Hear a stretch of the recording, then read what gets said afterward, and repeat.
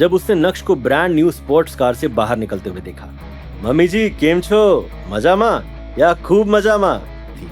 नक्श, ये तुम ही हो ना? मम्मी आ तू कई कर रही छे? मैं आ गया।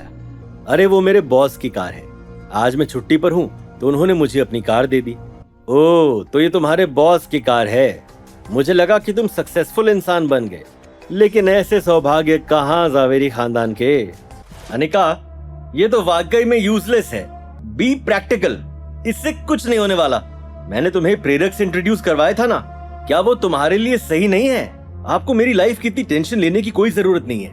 मैं बच्ची नहीं हूँ। अब नक्श की जॉब लग गई है तो मैं उसे एक मौका देना चाहती हूँ जिससे वो अपने आप को और अपनी जिंदगी को बदल सके। क्या तुम वाकई में मुझे डिवोर्स नहीं देना चाहती? अभी के लिए तो नहीं।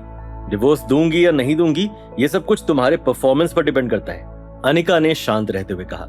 हालांकि डिवोर्स का नाम सुनते ही अनिका के दिल में नक्श के लिए हलचल होने लगी थी। अनिका चाहती थी कि वो नक्श को एकदम सीधा और स्पष्ट जवाब दे कि नहीं, वो उसे डिवोर्स कभी नहीं देगी। लेकिन उसने सोचा कि अगर उसने ऐसा कहा तो शायद नक्श अपने लक्ष्य से भटक जाएगा। क्या तुम्हारा यहीं बैठने का इरादा है? कमरे में नहीं चलना चाहते? ये सुनते ही नक्श एकाएक चौंक गया। लगता है बहुत दिनों से उस कमरे को किसी ने साफ नहीं किया है। जैसे ही नक्श कमरे में घुसा उसने देखा कि कमरे का तो बुरा हाल हो गया है। तुरंत ही नक्श ने कमरे का सफाई अभियान शुरू कर डाला था। दूसरी तरफ जैसे ही चित्रा अपने कमरे में घुसी और तुरंत ही प्रेरक को कॉल लगाया। चित्रा आंटी, अब आपको मुझसे क्या चाहिए? प्रेरक, तुम तो अनिका से पहले मिल चुके हो, तो बस मुझे ही जानना था कि तुम दोनों के बीच सब कुछ कैसा चल रहा है। चित्रा आंटी, मुझे लगता है कि अनिका और मिस्टर नक्श की जोड़ी स्वर्ग से बनकर आई है। मैं उन दोनों के रिश्ते को खराब नहीं करना चाहता। प्रेरक, तुम ठीक हो ना? ये तुम कैसी बातें कर रहे हो? तुम अपने आप को उस निठल्ले नक्श से कैसे कंपेयर कर सकते हो? चित्रा आंटी, अगर आपकी मुलाकात कभी मिस्टर नक्श से होती है तो उन्हें प्लीज मेरी तरफ से कहना कि मैं चाहता हूं कि वो और अनिका हमेशा एक दूसरे के साथ रहें। चलिए, मुझे थोड़ा काम है, मैं आपसे बाद में बात करता हूँ। चित्रा को कुछ भी समझ में नहीं आ रहा था कि अचानक से प्रेरक को क्या हो गया है। गुस्से में चित्रा ने अपने फोन को बेड पर फेंका ही था कि तभी घर के दरवाजे पर घंटी बजी। दरवाजा खोलते ही चित्रा ने देखा कि बाहर प्राची खड़ी थी। अरे प्राची, तुम आओ आओ। अनिका, प्राची आई है। प्राची का नाम सुनकर अनिका तुरंत ही नीचे आ गई और उसके बाद दोनों दोस्त सोफे पर बैठकर इधर उधर की बातें करने लगे। कुछ समय बाद अचानक से चित्रा ने चिल्लाते हुए कहा, नक्श, ऊपर क्या कर रहे हो? जल्दी से नीचे आओ। क्या जीजू घर पर हैं? वो आज सुबह ही आया है। अभी प्राची मन ही मन कोई बहाना ढूंढ ही रही थी जिससे वो यहां से निकल सके कि तभी नक्श के कदम सीढ़ियों से नीचे की तरफ बढ़ने लगे।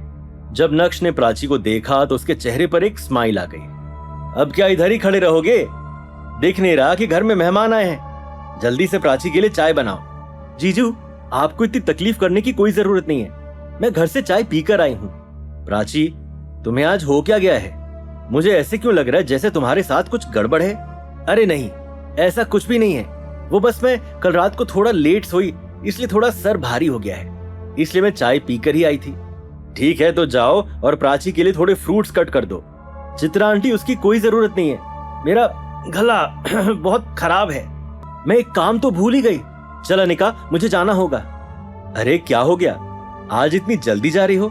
हाँ, वो मुझे अचानक से काम याद आ गया है। अगर आज वो काम नहीं किया तो आलोक फिर से गुस्सा हो जाएंगे। ठीक है, अगर तुझे कोई इंपॉर्टेंट काम है तो मैं भी तुझे नहीं रोक सकती। वैसे तू यहाँ आई कैसे? तेरी कार तो मुझे कहीं नजर नहीं आ रही। हाँ, कार सर्विस में दी है, मैं ऑटो ले लूंगी यार। तुम्हें ऑटो से जाने की कोई जरूरत नहीं है। आज नक्श अपने बॉस की कार लेकर आया है, वो तुम्हें छोड़ देगा। अरे नहीं, इसकी कोई जरूरत नहीं है, मैं ऑटो या कैब ले लूंगी। ज्यादा टाइम वेस्ट मत करो, तुम्हें जरूरी काम है ना। चलो चलते हैं। प्राची ने अपना सर नीचे झुकाया और चुपचाप नक्श के पीछे पीछे चल पड़ी। नक्श ने अपनी नई स्पोर्ट्स कार स्टार्ट की और 10 मिनट के अंदर अंदर वो कार सड़क पर दौड़ने लगी। तुम मुझे यहीं उतार दो, मैं ऑटो या कैब ले लूंगी। क्या क्या कहा तुमने? क्या तुम भूल गई उस दिन जो कुछ भी हुआ था? नहीं जीजू। बहुत बढ़िया, तुम्हें नर्वस होने की जरूरत नहीं है, क्योंकि अब मैं उस घर से बाहर आ ही गया हूं तो तुम्हें तुम्हारी मंजिल तक छोड़ दूंगा। कोई बड़ी बात नहीं है। थैंक यू जीजू। प्राची कुछ ज्यादा ही शाय फील कर रही थी। आज सूरत शहर में कुछ ज्यादा ही ट्रैफिक था। अभी नक्श की कार एक ट्रैफिक सिग्नल पर हरी बत्ती का इंतजार कर ही रही थी कि तभी अचानक से उसे एक आवाज सुनाई दी। नक्श, क्या बात है, स्पोर्ट्स कार?